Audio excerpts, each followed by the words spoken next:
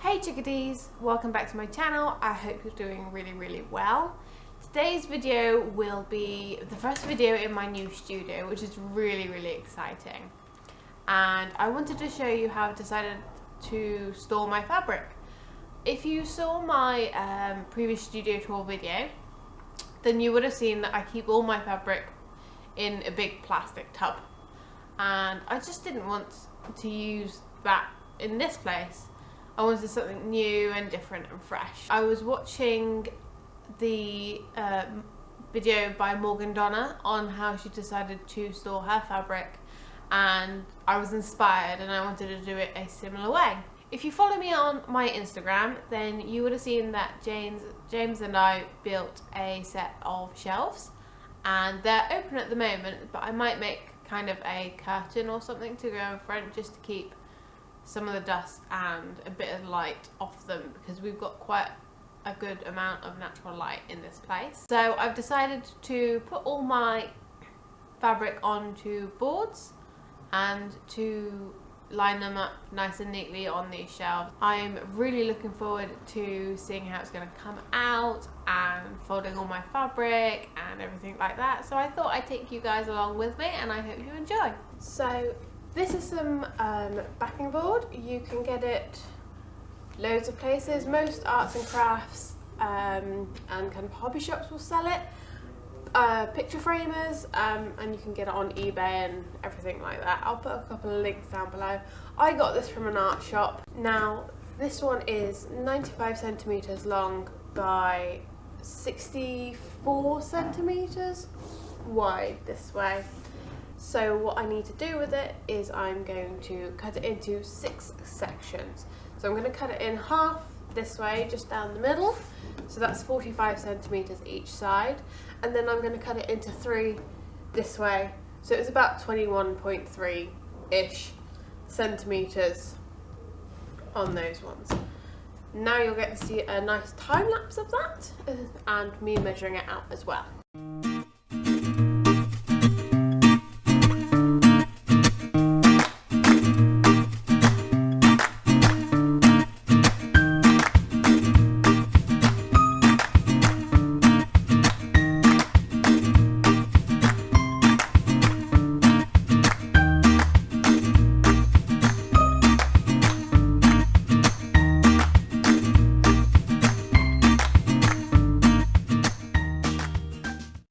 I'm not sure how well you can see the lines on the screen, but I've split it into 6 sections.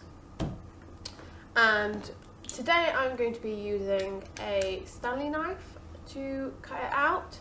The first 3 boards I did the other week, I used my rotary cutter with a very old blade, and it worked. It was just a lot of strain on my wrists. So I'm going to try a Stanley knife this time and see if that helps.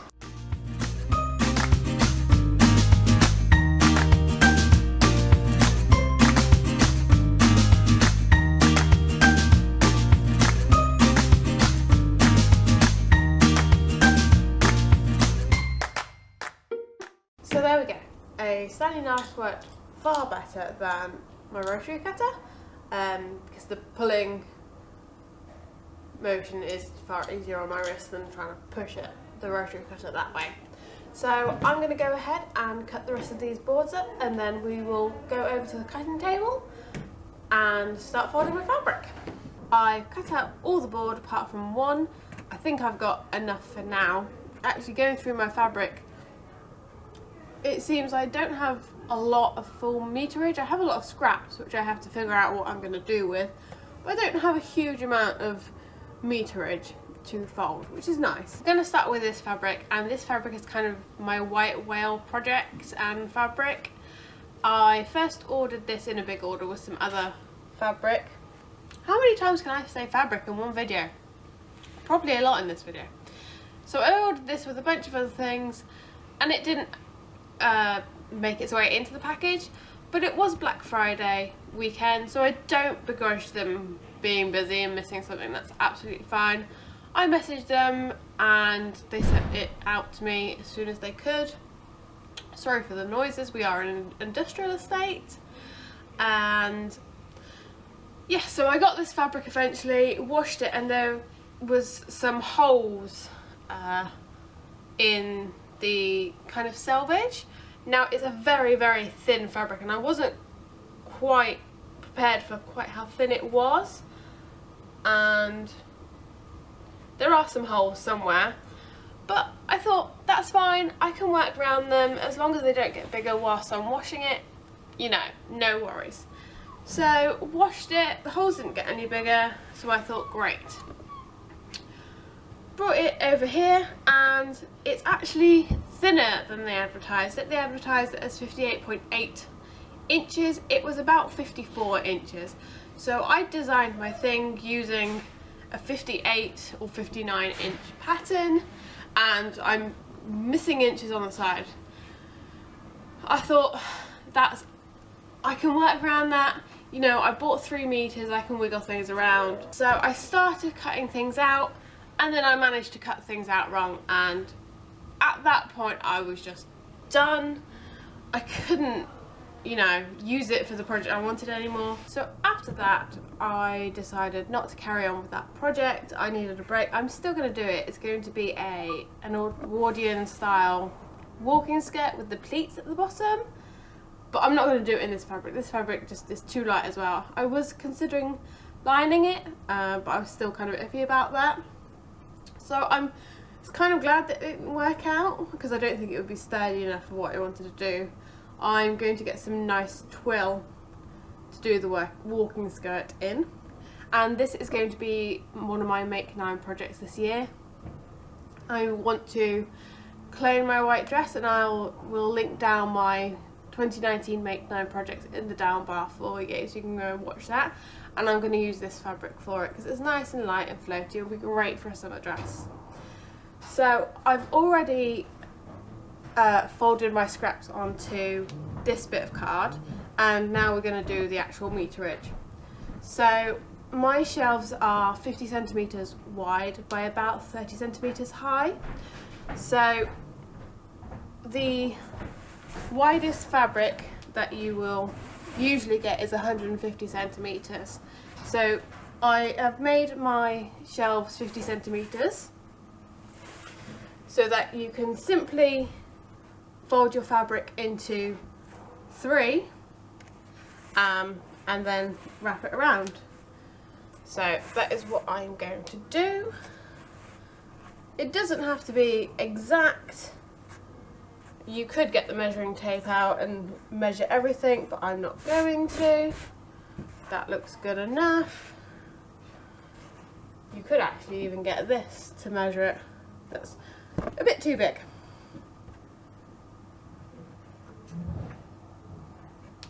Ooh.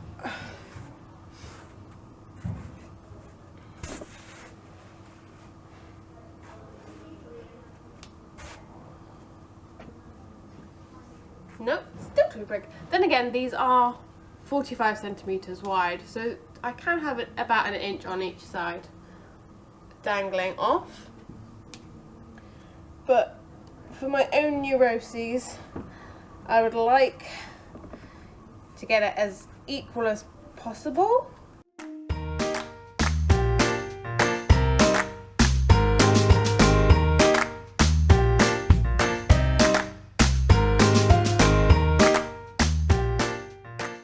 So I've folded my fabric and I've put all my excess in front of me, hanging off the table. So what we're going to do, just neaten this up, is we're going to pop our board there. As you can see, it does overhang slightly, but that's not going to matter in the long run. If I bring it down slightly, so I have enough like that. I do also have a roll of masking tape with me, so that if I feel it's quite slippy or something, and I can just quickly tape it to the board whilst I start rolling. And all we're going to do is just roll it up, smoothing and tidying as we go. My cutting table has a polystyrene top, so it does tend to pick up little things like little scraps of fabric and wood shavings and bits like that. So we just tidy as we go, to keep it all neat. And as you can see, it's been on the floor, so it's a tiny bit dusty, but that's not going to matter in the long run. And that is it. That is a folded piece of fabric. So I'm going to do that for all of this fabric here on a time lapse, and then I will try and figure out what I'm going to do with my little scrappy bits, because I'm still not sure what I'm going to do, because I don't want to roll them up like this and think, oh, I have a metre or so of them, and unroll them and it's all bits and bobs. So I'm sure something will come to mind whilst I'm doing this, and I will get on with folding all my fabric.